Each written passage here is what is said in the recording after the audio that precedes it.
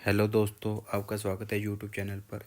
आज की वीडियो में हमारा जो मेन टॉपिक होगा to solve the free vibration, जो कि आज सॉल्व करते आ रहे हैं।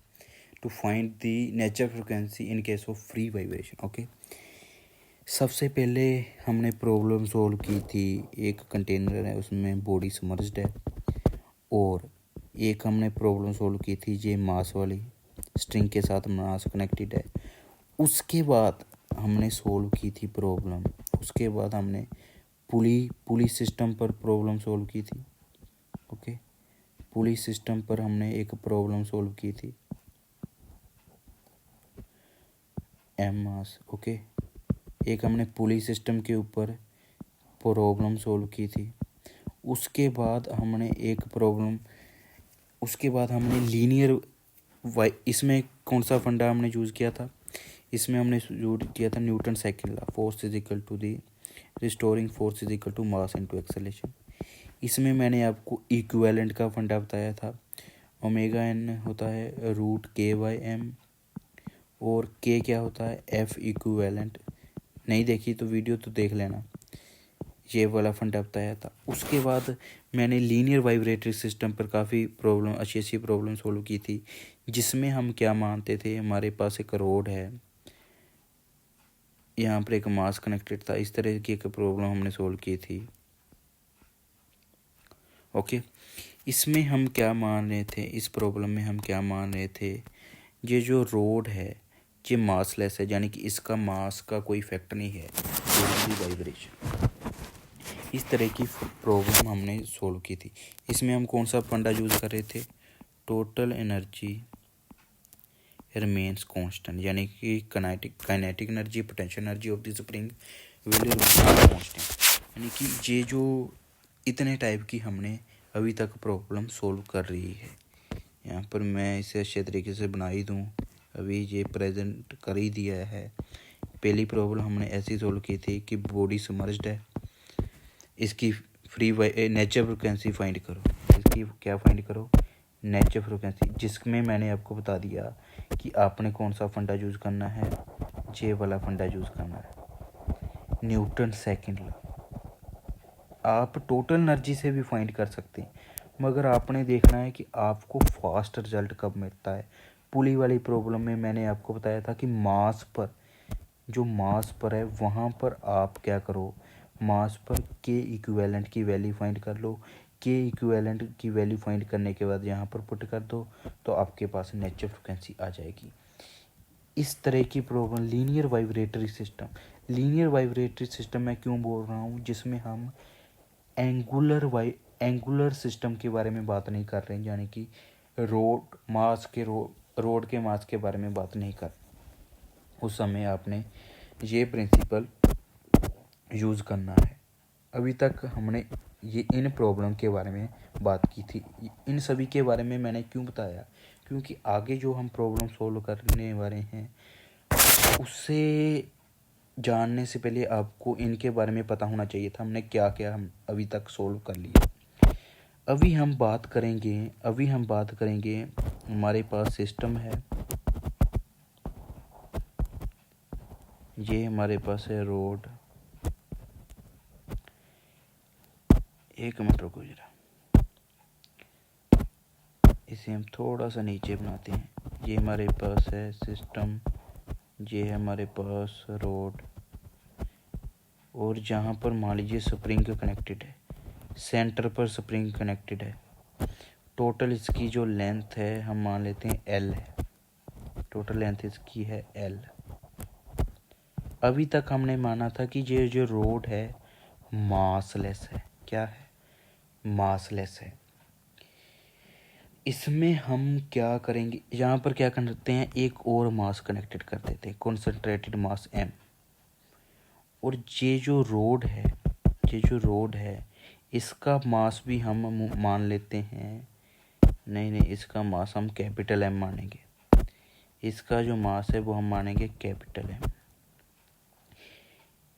यानी कि इस समय हमने रोड का मास कंसिडर किया है। इसे हम बोलते हैं एंगुलर वाइब्रेटरी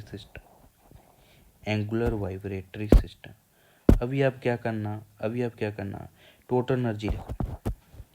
एक मिनट, टोटल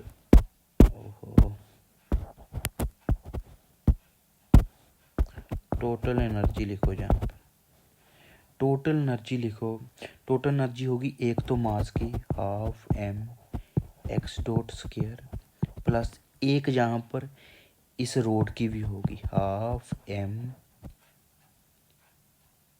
जहाँ पर एम आएगा नहीं, क्या आएगा यहाँ पर, क्या आएगा यहाँ पर एम नहीं आएगा, क्योंकि जब हम एंगुलर वाइब, जब रोटेशन की बात होती है उस समय हम बात करते हैं, इसे मैं यहाँ पर इस कलर से लिख दूँ, जब रोटेशन की बात होती है तो हम बात करते हैं movement of inertia, mass movement of inertia के बारे में, थीटा स्क्वायर।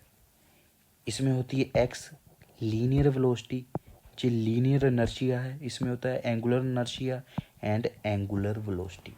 ओके, उसके बाद देखो स्प्रिंग कनेक्टेड है, उसकी पोटेंशियल एनर्जी आएगी हाफ के एक्स स्क्वायर रिमेन्स कांस्टेंट। अभी देखो, अभी यहाँ पर ही सॉल्व कर देते हैं, आगे पेज पर क्यों जाना। लेट अस अज्यूम दैट जे यहाँ तक इतना डिस्प्लेस किया रोड ने, तो टोटल लेंथ एल है, तो यहाँ पर हम देख सकते हैं स्प्रिंग की कितनी डिस्प्लेसमेंट हुई x1, यहाँ पर मास की मान लीजिए डिस्प्लेसमेंट हुई है x। इसे हम पता क्या करते हैं, इसे हम थीटा की फॉर्म में लिखते हैं, क्यों, क्योंकि जो हमारे पास एंगुलर सिस्टम है वो थीटा की फॉर्म में, इसे हम थीटा की फॉर्म में लिखते हैं। ये यहाँ पर जो है, यहाँ पर कितनी डिस्प्लेसमेंट हुई है थीटा इंटू एल। ओके, ये आपको पता होगा प्रिंसिपल, ये अगर थीटा है, ये अगर एल है, आर्क लेंथ ये है आर, थीटा क्या होता है एल बाई आर। यहाँ पर मैंने एल लिखा है थीटा इंटू आर, इसमें आर क्या है एल, सिंपल। ये तो थी मास की डिस्प्लेसमेंट। अभी देखो स्प्रिंग की डिस्प्लेसमेंट है, देखो स्प्रिंग की डिस्प्लेसमेंट क्या होगी L by two into theta, simple सी बात है। अभी हम इन सभी वैल्यू को यहाँ पर पुट करते हैं, हाफ एम एक्स डॉट है ना, यहाँ पर इसे हम एक टाइम डिफ्रेंशिएट करते हैं एक्स डॉट एल, तो यहाँ पर हमारे पास आ जाएगा L square theta dot square plus, यहाँ पर एक टाइम डिफ्रेंशिएट करने के बाद पुट कर दिया half I theta dot square plus half के एक्स कितना है एल बाई टू, यानी कि एल का square 2 into 2 4 x square, x नहीं आएगा थीटा आ जाएगा, थीटा आ जाएगा हमारे पास इज इक्वल टू कांस्टेंट। अभी देखो इसे मैं नेक्स्ट पेज पर लिखता हूँ, इसे मैं नेक्स्ट पेज पर लिखता हूँ। मास की एनर्जी कितनी, half M L square theta dot square, half M L square theta dot square plus half I theta dot square plus half K L square by 4 theta square is equal to constant. अभी देखना, यहाँ पर एक बात याद रखना, angular vibratory system में, पर इस कलर से बना दूँ, जो आपने आई है ना, ये मेन रोल प्ले करेगा। आई जो आपने लेना है ऑलवेज हिंज पॉइंट के अबाउट लेना है। ये एक सिलेंडर रोड है, एक सिलेंडर रोड है जहाँ पर हिंज है, सेंटर से हिंज का डिस्टेंस एल है, सेंटर से इसका जो आई है सेंटर के अबाउट, इस सेंटर के अबाउट होता है एम एल स्क्वायर बाई 12, मगर हमें सेंटर के अबाउट नहीं चाहिए, हमें चाहिए हिंज के about, moment of inertia, mass moment of inertia चाहिए हिंज के अबाउट। तो हम क्या करेंगे, इसे हम लिखेंगे हिंज के अबाउट। हिंज के अबाउट लिखने के लिए हम लिखेंगे कैपिटल एम इंटू गैप का स्क्वायर। कौन सा gap, centre of gravity, centre से लेकर हिंज पॉइंट के बीच में जितना गैप होगा, ओके। टोटल लेंथ कितनी थी L, सेंटर से लेकर हिंज पॉइंट तक कितना गैप है L/2, उसका स्क्वायर कर देंगे तो हमारे पास आ जाएगा ml²/12 प्लस ml²/4। ये हमारे पास इसे आप सोल्व करो तो हमारे पास आ जाएगा ml²/3। सिंपल सी बात है। तो आई हमारे पास यहाँ से आया ml²/12, ml²/4 और यहाँ पर हमारे पास आ गया आई ml²/3 आफ्टर दी सिंप्लीफिकेशन। यही यहाँ पर मेन स्टेप था जो मैं आपको बताना चाह रहा था। जो मोमेंट ऑफ इनर्शिया है वो आपने ऑलवेज किस पॉइंट के अबाउट लेना है, हिंज पॉइंट के अबाउट, जिस पॉइंट के अबाउट रोटेशन हो रहा है। यहाँ पर फिर से मैं यहाँ पर लिख दूँ, स्टार मार्क कर दूँ, आप भूलना मत। आई है, जो आई है वो अपने हिंज पॉइंट के अबाउट लेना है। किस पॉइंट के अबाउट लेना है, हिंज पॉइंट के अबाउट। अभी क्या है, आई की वैल्यू पुट कर देते हैं ml²/3। सिंपल सी बात, अभी तो वो सिंप्लीफिकेशन है, आप कर सकते हैं। m पहला क्या था, ml² theta dot square plus I की वैल्यू कितनी थी, आई की वैल्यू कितनी थी, हाफ ml²/3। पहले था हाफ, आई की वैल्यू थी ml²/3 theta dot square plus half के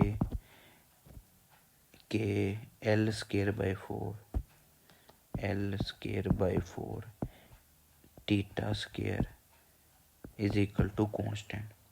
अभी आप क्या करो, थीटा को कॉमन निकाल लो, हाफ को भी कॉमन ले सकते हैं, हाफ को भी कॉमन ले लो। थीटा डॉट स्क्वायर यहाँ पर बचेगा ml² प्लस ml², यहाँ पर जे है स्मॉल m कॉन्सेंट्रेटेड मास, जे है mass of the road, okay. ml², okay, यहाँ पर आ गया ml²/3, हाफ को कॉमन ले लिए, थीटा डॉट स्क्वायर को कॉमन ले लिए, यहाँ पर हमारे पास बचा है हाफ के L²/4 theta square is equal to. अभी आप चाहो तो डिफरेंट लो, मैं तो यहाँ पर ट्रिक से फास्टली सोल्व करना चाहूँगा।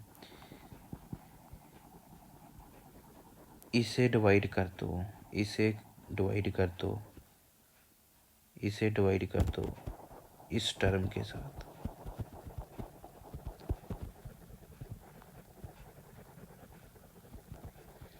इसे डिवाइड कर देते हैं। क्या आएगा हमारे पास, KL²/2 4, 2 × 4, यहाँ पर कितना था 2 ऊपर चल जाएगा, 2 से 2 कैंसिल हो जाएगा, ये हमारे पास बचा ml²/3, ओके। 2 से 2 कैंसिल हो चुका है। अभी चाहो तो और सिंप्लीफाई कर लो, KL², 3 ऊपर चले जाएगा, 4 यहाँ पर आएगा, ये हमारे पास आएगा 3ml² प्लस ml², यानी कि हमारे पास जो ओमेगा n की वैल्यू आई है ये आई है। कहीं पर कोई भी प्रॉब्लम है आप मुझे कमेंट करके पूछ सकते हैं। ये है 4, ओके, ये है 4, 3 ऊपर चले जाएगा, 3/4 KL²/3 ml² plus capital ml², ये हमारे पास आई है, ये हमारे पास आई है natural frequency of the system omega n। अभी हम एक प्रॉब्लम सॉल्व करेंगे और एंगुलर वाइब्रेटरी सिस्टम को क्लोज करेंगे। इसमें आपको एक बेसिकली कंसेप्ट ही बताना है। मान लीजिए आपको इस तरह की अगर प्रॉब्लम दे दी जाए, इस तरह की प्रॉब्लम आपको दे दी जाए, एक रोलर है जो इस सरफेस के ऊपर रोल कर रहा है, सरफेस के ऊपर रोल कर रहा है, फॉर नो स्लीपिंग, यहाँ पर देखना, फॉर नो स्लीपिंग,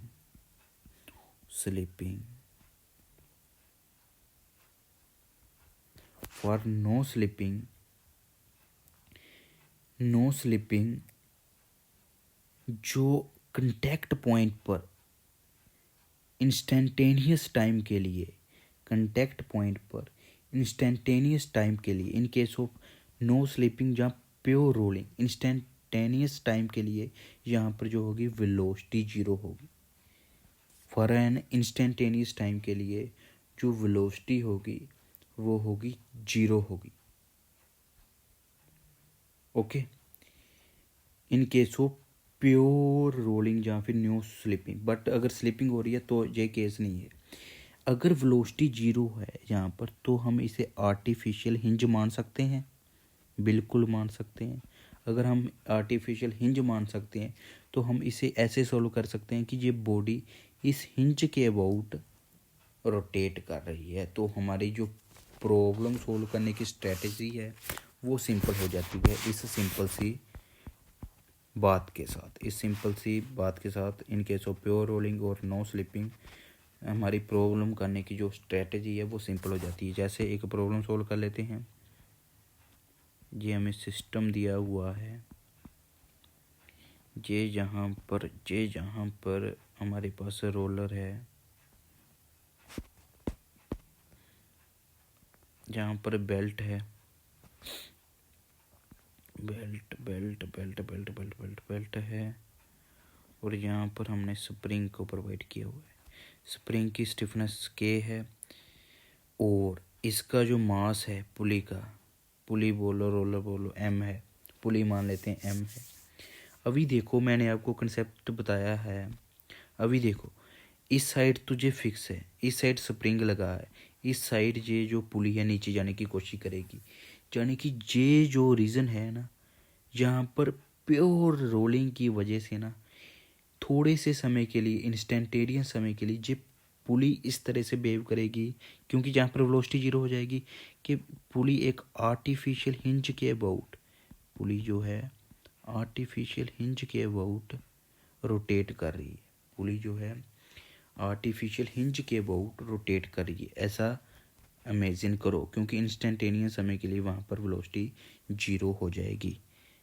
ऐसा केस लेकर हम प्रॉब्लम को सोल्व कर देंगे। तो इस प्रॉब्लम में बचा ही क्या, यहाँ पर क्या करते हैं, यहाँ पर फिक्स है, एक हॉरिजॉन्टल लाइन ड्रा करो। ओहो, एक हॉरिजॉन्टल लाइन ड्रा करते हैं यहाँ से। अभी क्या होगा, इस साइड तो फिक्स है मगर इस साइड तो ये जो पुली है वो टिल्ट होगी जहाँ पर देखो लेट अस अज्यूम दैट ये एंगल है टीटा अमाउंट से जो पुली रोटेट हुई, तो जहाँ पर डिस्प्लेसमेंट कितनी होगी, अगर इसका रेडियस r है तो इसकी डिस्प्लेसमेंट होगी 2r टीटा। ये डिस्प्लेसमेंट किसकी हुई, स्प्रिंग की डिस्प्लेसमेंट होगी। अभी हम टोटल एनर्जी लिखते हैं। Total energy is equal to the half I theta dot square. इस जो पुली है इसकी kinetic energy about the hinge, artificial hinge, plus half के एक्स स्क्वायर। एक्स कितना है 2 स्क्वायर 4 यानी कि r square theta square is equal to constant. अभी आई देख लो कहाँ से लेना है, ये आप देख लो। आई जो लेना है, आई है यही यहाँ पर गेम बनाएगा। आई जो लेना है आपने लेना है अबाउट द हिंज पॉइंट।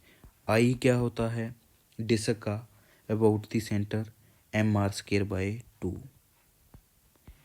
अगर आपने हिंज के पॉइंट के अबाउट लेना है तो मैंने आपको क्या बताया m इंटू गैप का स्क्वायर। गैप कितना है r का स्क्वायर, यानी कि आई अबाउट द हिंज आ जाएगा हमारे पास 3mr स्क्वायर बाय 2। यहाँ पर लिख दो, आई की वैल्यू पुट कर दो 3mr square by 2 theta dot square, plus कर दो यहाँ पर half K 4r square theta square is equal to C. अभी देखो, अभी फिर से वही ट्रिक मैं यूज़ करूँगा, आप चाहो तो डिफ्रेंशिएट कर लो, मैं तो ट्रिक के साथ सोल्व करूँगा। इस टर्म को इस टर्म के साथ डिवाइड कर दो। इसी पेज पर सॉल्व कर देते हैं, नेक्स्ट पेज पर क्यों जाना। इसे जब हम डिवाइड करेंगे, यहाँ पर देखना, हाफ के 4r² by 3mr² by 4। r से r कैंसिल हो जाएगा, 2 यहाँ पर है ना, 2 है तो यहाँ पर आएगा 2, तो हमारे पास क्या बचा 4 इंटू 2 8k बाय 3, हमारे पास क्या बचा 8k बाय 3m, क्या बचा हमारे पास 8k बाय 3m। यही तो हमारे पास नेचुरल फ्रिक्वेंसी होती है। कैसे होती है, क्यों होती है, ये ट्रिक है, ये मैंने आपको बताई है इसी सीरीज़ में, जो प्लेलिस्ट बनी हुई है ना, इसी में बताइए। 8k बाय 3m इस सिस्टम की नेचुरल फ्रिक्वेंसी है। बाय यूजिंग दिस कंसेप्ट हमने इसे सोल्व कर दिया। वीडियो अच्छी लगी है शेयर ज़रूर करना। Thank you.